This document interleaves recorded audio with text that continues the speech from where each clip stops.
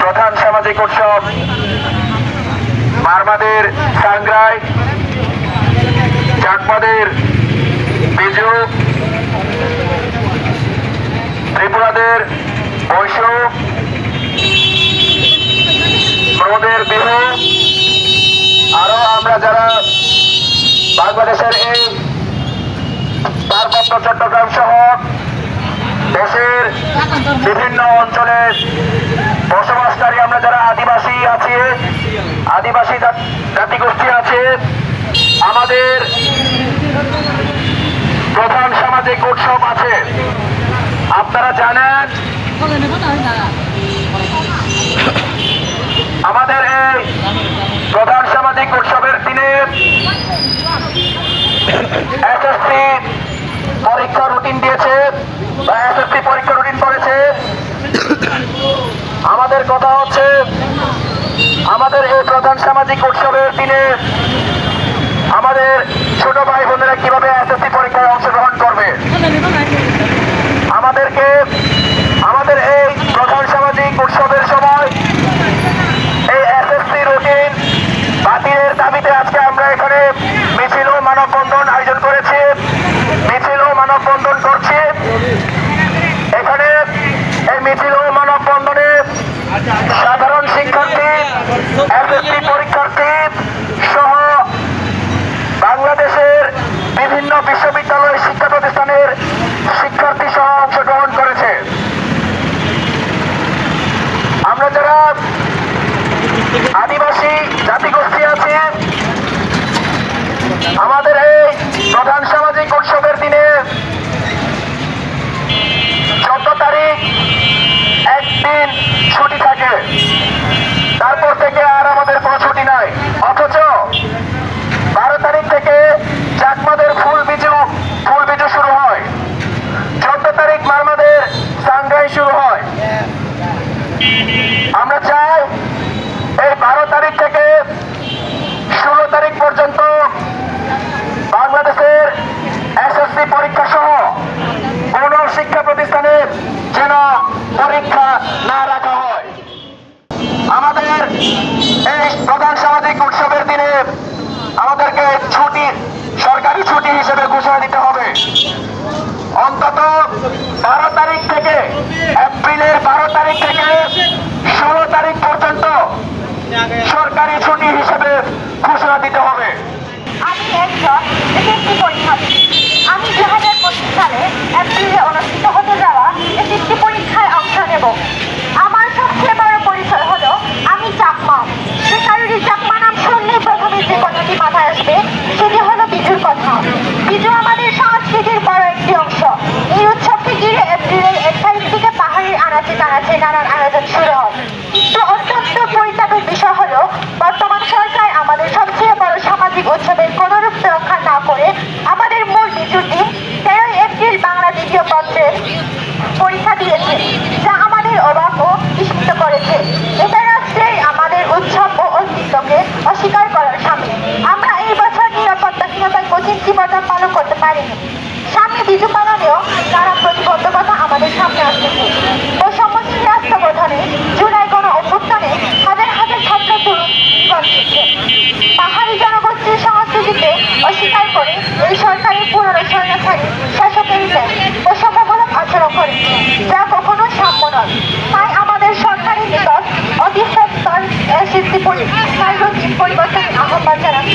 সবাইকে ধন্যবাদ। আপনারা জানেন আগামী বছর এপ্রিল মাসে আমাদের বিজু উৎসবের সময় এসএসসি পরীক্ষার রুটিন নির্ধারণ করা হয়েছে।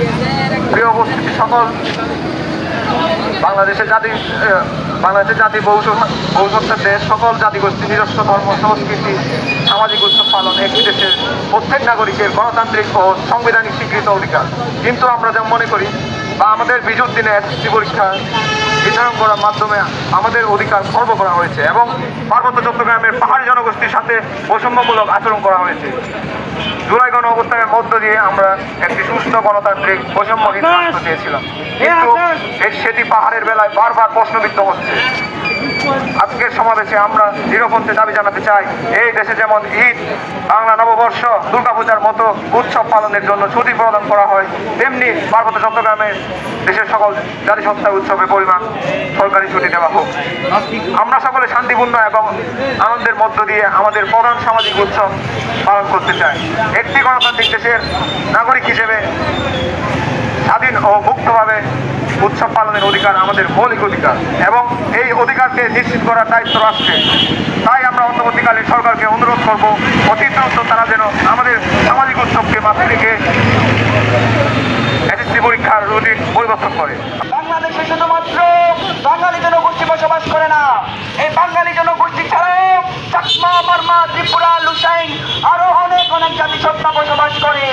তাদের সামাজিক উৎসব কারো সাংরাই, কার বা বিজু, কার বা বৈশু, কিন্তু যারা এই বৈষম্য বিরোধী নিয়ে কাজ করেছে, যারা এই বাংলাদেশকে দ্বিতীয় স্বাধীনতার স্বাদ দেওয়ার কথা বলেছে, যারা এই দ্বিতীয় স্বাধীনতার কথা বলে যাচ্ছে, কিন্তু তারা বরাবরই এই পার্বত্য চট্টগ্রাম সহ বাঙালিবাদে অন্যান্য জাতি গোষ্ঠীর প্রতি যে সামাজিক উৎসব বিদায় এবং বর্ষবরণকে তুচ্ছ তাচ্ছিল্য করে 2025 সালে যে এসএসসি পরীক্ষা রুটিন করেছে, পার্বত্য চট্টগ্রাম সহ বাংলাদেশে বসবাসকারী আদিবাসী জনগোষ্ঠী সেই পরীক্ষার রুটিনকে আমরা অগ্রাহ্য করছি এবং সেটি অবিলম্বে বাতিল চাই।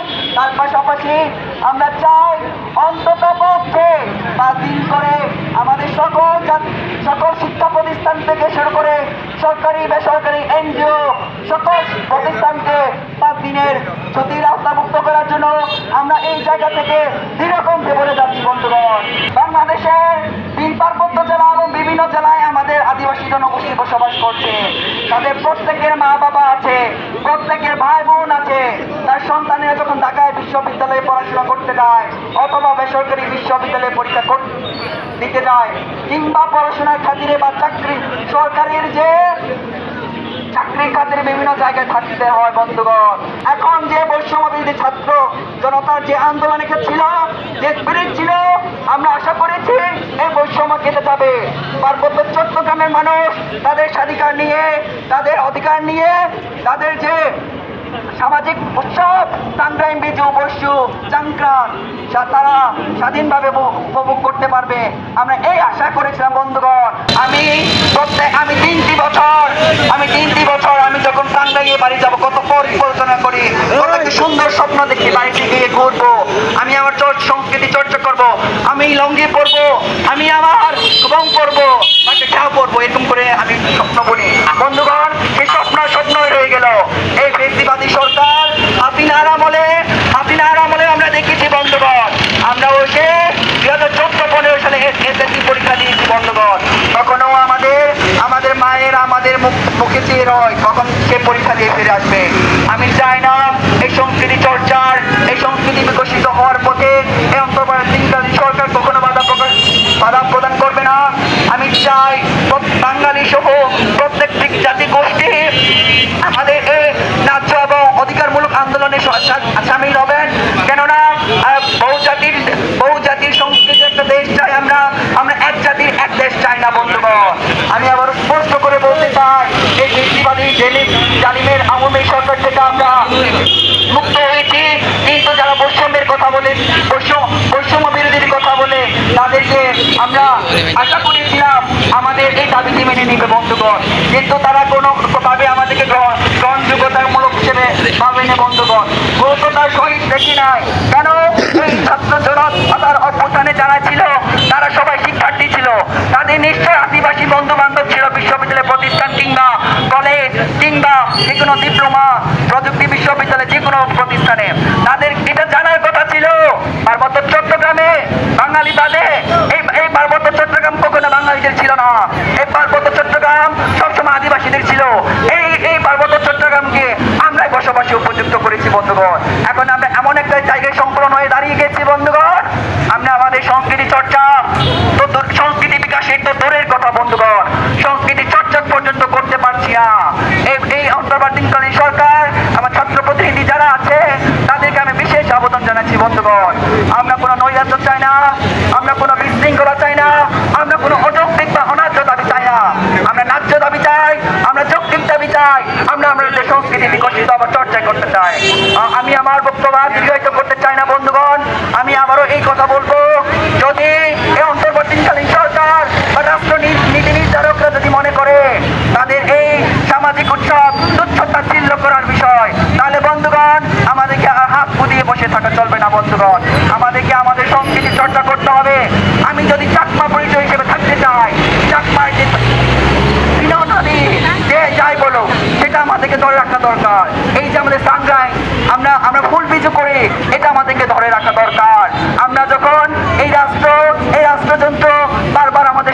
আমাদেরকে আগ্রাসনের মুখে ঠেলে দিচ্ছে। এই আগ্রাসনের চিন্তা থেকে আমাদের এই সামাজিক উৎসবকে জাতীয় উৎসব কিংবা সরকারিভাবে সরকারি নীতি নির্ধারকেরা সতির আওতায় আনে। বন্ধুগণ, এই 50-এর স্বাধীনতার বাংলাদেশ কিংবা 24 ছাত্র অভ্যুত্থানের পর এই স্বাধীনতার বাংলাদেশও আমরা আশাবাদী আমাদের এই সামাজিক সবচাইতে বড় উৎসব থাকবে কিংবা বিজু কিংবা বৈশাখী কিংবা চাংক্রান। এই চাংক্রান উৎসবে সরকারিভাবে সকল শিক্ষা প্রতিষ্ঠান, সেটা হোক সরকারি বেসরকারি এবং এনজিও লেভেল থেকে সব জায়গায় পাসিং করে ছুটির আওতায় আনা হবে, সেই আশা আমি ব্যক্ত করে আমি আমার বক্তব্য এখানে শেষ করছি। সবাইকে ধন্যবাদ।